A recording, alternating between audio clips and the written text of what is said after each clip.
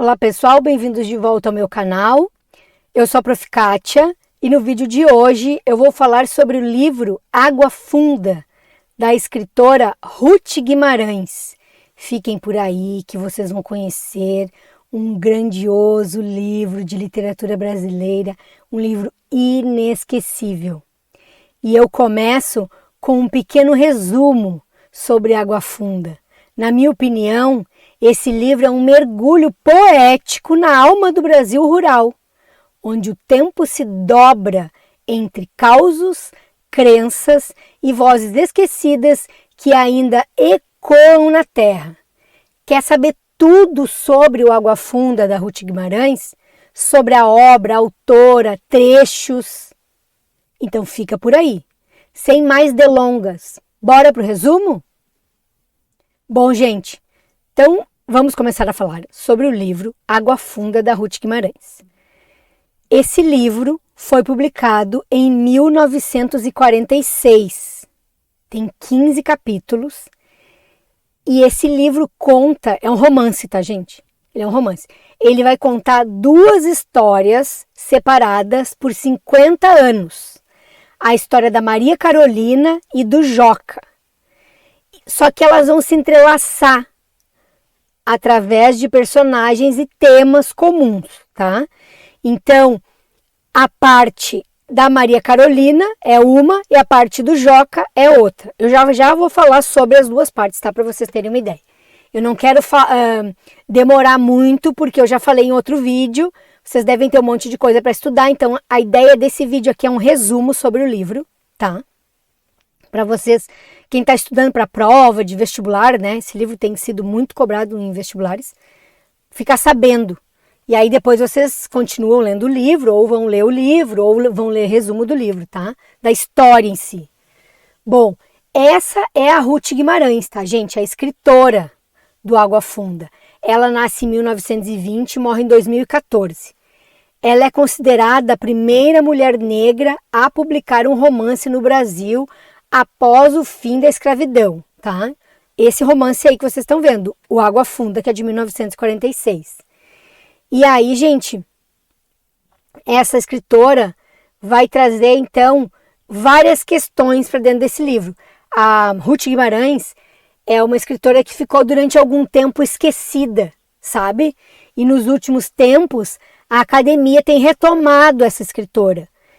E ela faz parte ali pela publicação do livro, né, 1946, ela faz parte da terceira geração do modernismo brasileiro. Junto com a Clarice Lispector, o Guimarães Rosa, sabe? É aquela escola, vamos dizer assim, aquela escola literária ali do Brasil. Bom, a primeira coisa e super importante é vocês entenderem o narrador. Principalmente para quem não começou a ler o livro ainda, porque senão vai se perder, tá?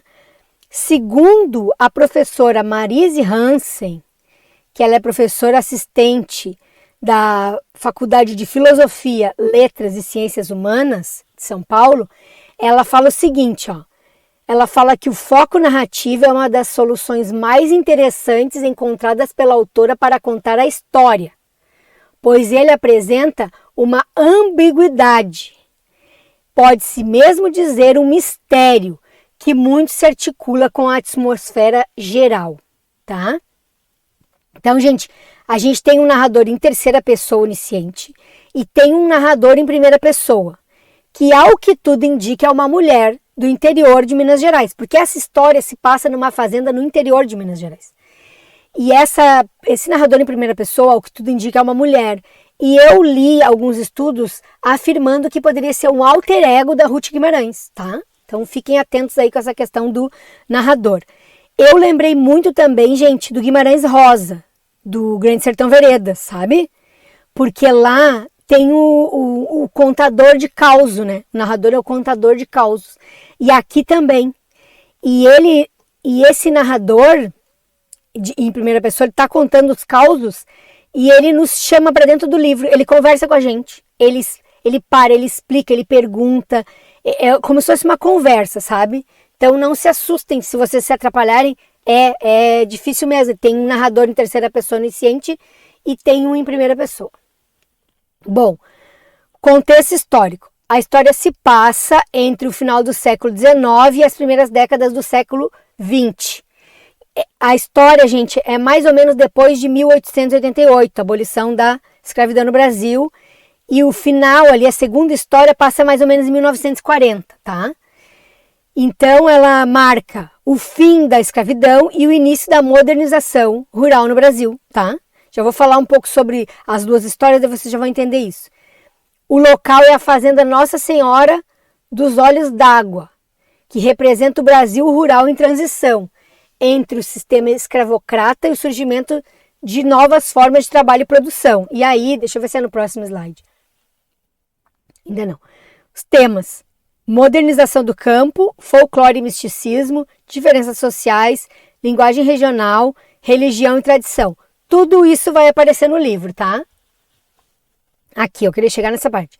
Personagens principais: a Maria Carolina, a Sinhá Carolina, em A Baldeação, a dona da fazenda. Essa mulher, gente, ela vai fazer parte da primeira parte da história, 1888. Ela vai sofrer por uma maldição de um escravo, essa é a história. Ela vai, então, o escravo vai rogar uma praga para ela, ela vai ter um marido que vai morrer, ela vai ficar sozinha, depois ela vai achar um outro marido, ela tem ali uns 30 anos, acha o marido mais ou menos uns 20, e aí ela vende a fazenda dela e vai para a estação de trem para ir embora com esse marido. E o marido diz para ela: espera aí que eu já venho, vou lá comprar os bilhetes.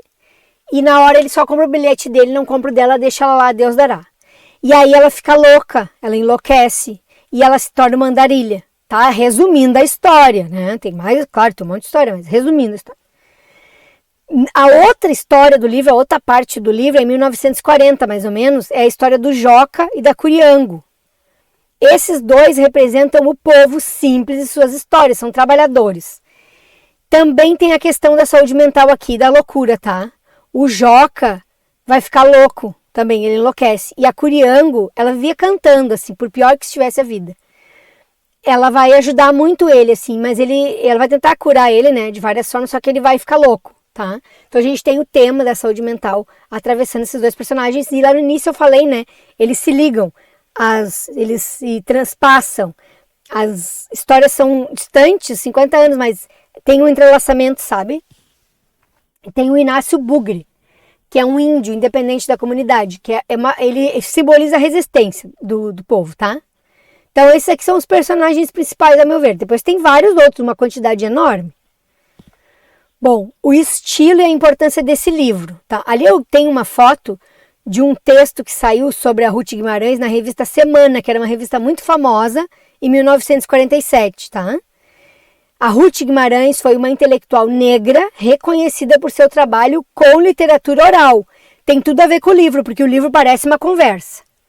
A obra é considerada modernista, ela apresenta o regionalismo, experimentalismo, a questão da linguagem, oralidade, todas as características que estão presentes no modernismo, né?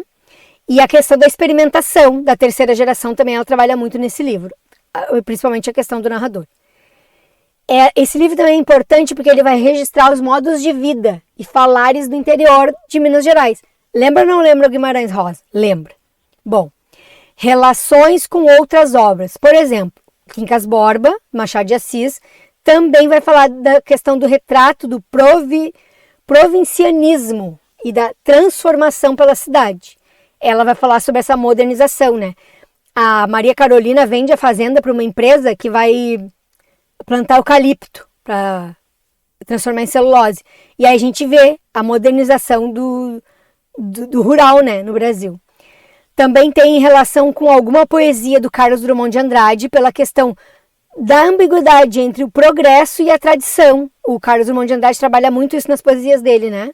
Essa duplicidade ali. E também tem a ver, né, com dois irmãos do Milton Ratum na questão do regionalismo e da identidade brasileira, tá? São 3 livros que eu lembrei assim que tem a ver. Aqui eu trouxe um trechinho, deixa eu me esconder para falar para vocês. Primeiro trechinho. A gente passa nessa vida como canoa em água funda. Passa, a água bolle um pouco e depois não fica mais nada. E quando alguém mexe com varejão no lodo e turva a correnteza, isso também não tem importância. Água vem, água vai, fica tudo no mesmo outra vez. Aqui a gente tem uma reflexão sobre o tempo, a passagem do tempo, a memória, esquecimento, todos os temas que aparecem no livro, tá, gente? Depois tem um outro trechinho que eu trouxe aqui, ó. Quem nunca passou miséria não sabe quanto dói em certas coisas. E só aprende quando fica com o sinal na carne. O garrote mais bem marcado é aquele que levou o ferro mais quente e mais fundo no couro. Essa questão do garrote marcado é uma metáfora para as marcas profundas que a vida deixa em quem enfrenta as dificuldades. Então, o trabalhador, a pessoa pobre é marcada pela miséria, né? Só quem passou pela miséria sabe como dói a dor da fome, como dói querer alguma coisa e não poder ter, né? E aqui também eu lembrei, gente, da Maria Carolina de Jesus, o Quarto do Despejo. Ela também fala sobre isso, né? Livro importantíssimo também. Bom, espero que vocês tenham gostado do meu resumo. Inscrevam-se aqui no canal, ativem o sininho para receber as notificações, né? Comentem aí se vocês têm algum livro que vocês queiram que eu analise aqui no canal, tá? Por último, gente, estudem comigo. Eu tenho um curso de literatura para vestibular, um curso e aulas. Eu tenho resumos e mapas mentais para as provas e também trabalho com correção de redação. Então, se alguém estiver precisando de ajuda em algum desses quesitos, é só me chamar lá no meu Instagram, que é o @proficatia, que a gente conversa, tá? Não deixem para depois. Tchau, gente. Até o próximo vídeo.